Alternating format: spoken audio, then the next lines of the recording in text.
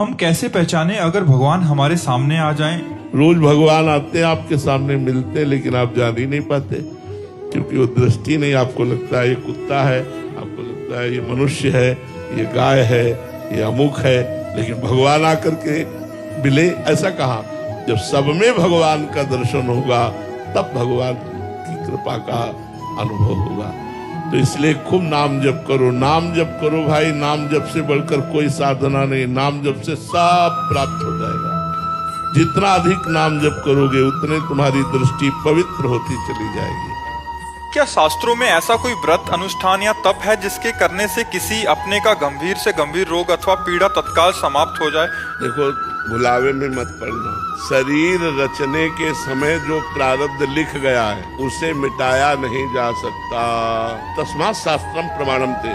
शास्त्र के प्रमाण के अनुसार कहता हूँ, ये कोई नहीं कर सकता। वो तो भोगना पड़ेगा। बड़े बड़े संतों को भोगना पड़ा, रामकृष्ण परमहंस जी, सिद्ध महापुरुष, कई ऐसे महापुरुषों को। तो मुझे लगता है कि हम भगवान से प्रार्थना करें कि कष्ट को सहने की सामर्थ्य दे दे, मिटाने की सामर्थ्य तो मुझे नहीं लगती। मतलब भगवान मिटा सकते हैं लेकिन कानून नहीं है। प्रारब्ध खत्म हो गया तो ठीक हो जाओगे, और अगर प्रारब्ध खत्म नहीं हुआ तो चाहे जितने बड़े सर्जन और चाहे जितने बड़े बाबा के पास चले जाओ, वो ठीक नहीं कर सकता। वो ठीक नहीं कर सकता है। हम तुम्हें बाबा जी बन के बता रहे हैं। हाँ, एक कार्य है, हम आपके प्रारब्ध को भोग करके मिटा सकते हैं। आप जान नहीं पाओगे। जैसे आपका प्रारब्ध है कि आपके एक फोड़ा होगा और आप सड़ोगे महीना भर, तो 24 घंटा के लिए हमारे फोड़ा होगा और ठीक हो जाएगा। आपको होगा ही नहीं। ऐसे बड़े बड़े संत अपने जनों के प्रारब्ध भोगे हैं, कोई जान नहीं पाया।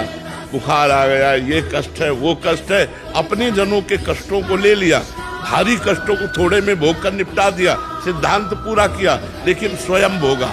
ऐसा नहीं कि ये जाओ और ऐसा, हाँ जाओ, तुम्हें नहीं होगा लेकिन मुझे होगा। वो आएगा मेरे ऊपर प्रारब्ध, जाओ आज के बाद तुम्हारा प्रारब्ध मैंने लिया। वो बात हम मतलब सिद्धांत पाया।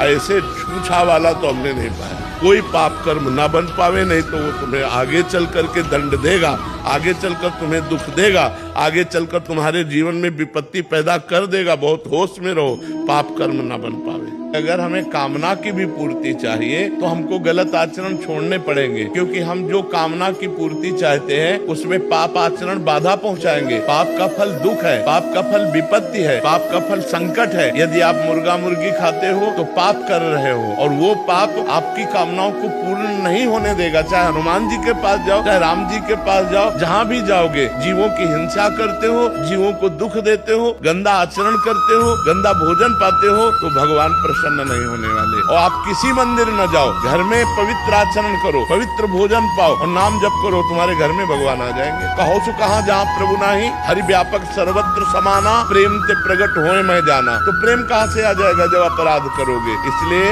सब जो कामना भी पूर्ति चाहते हैं तो उनको चाहिए कि गंदा भोजन और गंदे आचरणों का त्याग करें, तो उनकी कामना जल्दी पूर्ण हो जाएगी, निश्चित पूर्ण हो जाएगी। मतलब मुर्गा और मछली का हिंसा करने से ये जीव हिंसा के अंतर्गत नहीं आता? क्यों नहीं आता? तुम्हारी अंगुली काटे तुम्हें कैसा लगेगा? दर्द नहीं लगेगा? उन जीवों को देखो, एक चींटी के भी पीछे अंगुली लगा के देखो, ऐसे वो भाग रही है अपने प्राण रक्षा के लिए। क्या उनमें जीव नहीं है? क्या मुर्गा अपना प्राण बचाना नहीं चाहता? क्या पशु पक्षी प्राण बचाना नहीं चाहते? और जिनको ये है कि अगर हम खाएंगे नहीं तो सृष्टि बढ़ जाएगी, तो तुम अपने बैलेंस की चिंता करो। तुम्हारा बैलेंस जब परमात्मा बनाएगा तो तुम्हारे होश उड़ जाएंगे।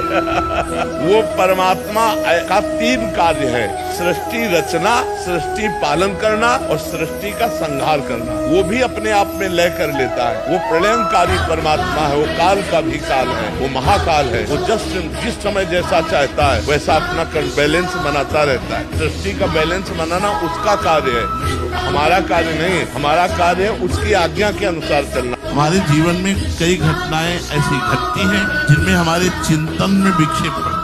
कभी हमारे द्वारा ऐसी चेष्टा हो जाना, कभी दूसरे के द्वारा ऐसी चेष्टा हो जाना, कभी एक माहौल में ऐसी चेष्टा बन जाना जो भगवत चिंतन छुड़ाए। हमको अपने भगवत चिंतन से बचाना। जरूरी नहीं कि हम शाम तक ये अरे यार चलो 2-4 दिन हम इस प्रपंच को देख लेते हैं फिर शांति से भजन करेंगे। नहीं, पता नहीं शांति मिलेगी इसी प्रपंच में, रास्ता अंतिम पूर्ण हो जाए। हमको हर समय भजन देखना है। हमारी बात को समझ लो, यहाँ कोई न बुरा है न कोई अच्छा है। एकमात्र भगवान 3 गुणों की माया को अपने पर्दा डालकर लीला कर रहे हैं। तुम अगर इस बात में पड़ोगे कौन अच्छा है कौन बुरा है, तो पूरा जीवन बर्बाद हो जाएगा। तुम्हें तो सबको प्रणाम करके बस अपने भजन को बचाना है। इतनी बार कहा गया है कि जहाँ कहीं किसी की दोष दर्शन मृत्यु वहाँ प्रणाम करो। अगर कोई किसी की निंदा कर रहा है तो कान में अंगुली डालो, राधा राधा कहते हुए भाग पड़ो वहाँ से, मत सुनो किसी की निंदा। हम भगवत चर्चा सुनकर भगवत भाव बनाने आए कि निंदा सुनकर के दोष भाव बनाने आए? अगर हम संसारिकता को अपने दिमाग में भरेंगे तो हमारा चिंतन छूट जाएगा। हमारा चिंतन बचना चाहिए।